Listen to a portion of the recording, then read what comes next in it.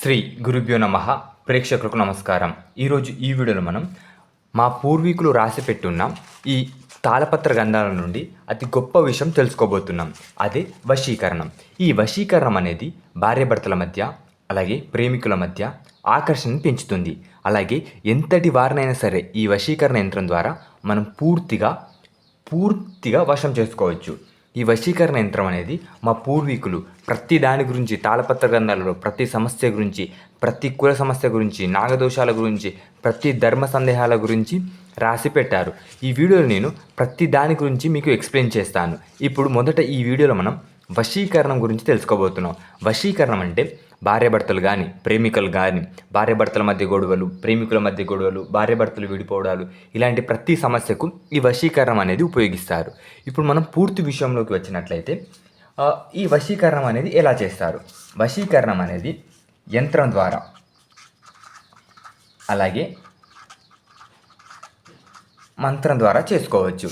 ఈ వీడియో నేను మీకు ఒక వశీకరణ యంత్రాన్ని చూపించబోతున్నాను. సో పూర్తి విషయంలోకి వెళ్ళే ముందు భార్యాభర్తల సమస్యలు, ప్రేమికుల సమస్యలు, సంతాన సమస్యలు, అలాగే ఇతర చెడు ప్రయోగాలతో సతమతమవుతున్న సంతాన సమస్యలతో బాధపడుతున్న గురువుగారికి సంప్రదించండి. గురుగారు మీ ప్రతి సమస్యకు సమాధానం ఇస్తారు.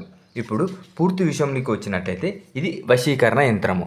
ఈ స్క్రీన్ మీద కనిపిస్తున్న ఈ వశీకరణ యంత్రాన్ని మీరు ఉన్నది ఉన్నట్లుగా, ఇప్పుడు దీన్ని మీకు అర్థమయ్యేలా ఏదైనా ఒక పసుపు రంగు కాగితం మీద లేదా రాగి రేకు మీద ఉన్నది ఉన్నట్లుగా గీయండి. గీసి మీరు ఎవరినైతే వశీకరణం చేయాలనుకుంటున్నారో వారిని ఆ యంత్రం వెనకాల వారి పేరు, ఇంటి పేరుతో సహా వారి పేరు రావాలి. పేరు రాసి కింద మీ పేరు అలాగే వశీకరణం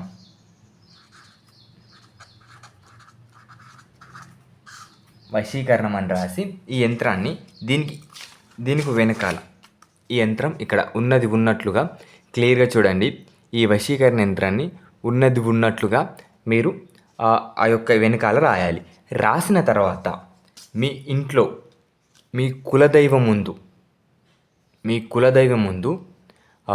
ఈ యంత్రాన్ని పెట్టి ధూప దీప నైవేద్యాలతో పూజించాలి. ఎలాంటి దీపాలు వెలిగించాలి అంటే నేతి దీపాలు వెలిగించాలి.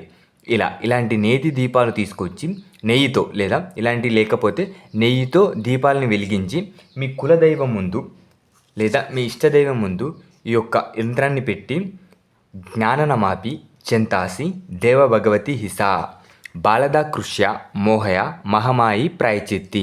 ఈ యంత్రం రాసి జ్ఞాననమాపి చెంతాసి దేవ భగవతి హిసా బాలదా కృష్య మోహయ మహమాయి ప్రాయచిత్తి.